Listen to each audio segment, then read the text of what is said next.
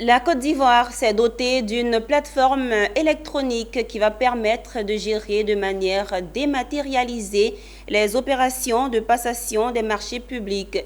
Il s'agit du système intégré de gestion des opérations des marchés publics dénommé SIGOMAP. Le ministre du Budget et du Portefeuille de l'État a procédé face à ses collaborateurs et à la presse nationale au lancement officiel de cette plateforme. Pierre Tebeu et Augustin Kra y ont pris part.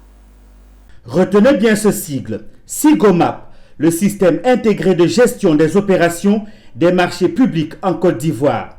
C'est bien la plateforme mise en place par le ministère du Budget et du Portefeuille de l'État pour assurer, entre autres, la célérité dans le traitement des opérations de marché public, le renforcement de la transparence et la crédibilité du système ou encore la réduction des risques liés à la manipulation des offres de soumission des marchés publics en Côte d'Ivoire. Une plateforme bien sécurisée. Je voudrais rassurer l'ensemble des acteurs publics et ceux du secteur privé.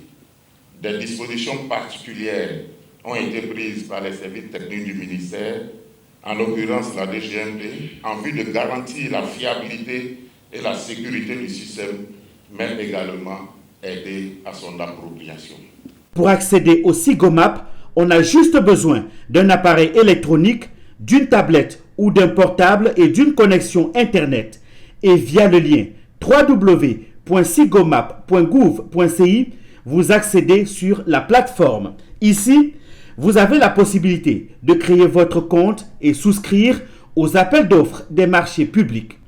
Tous les acteurs pourront profiter du processus simplifié des procédures. La dématérialisation des services publics s'accompagnera d'un certain nombre d'obligations d'assistance, notamment auprès des usagers des services publics. Rappelons que la première version du système intégré de gestion des opérations des marchés publics SIGOMAP 1 a été mise en exploitation en 2020.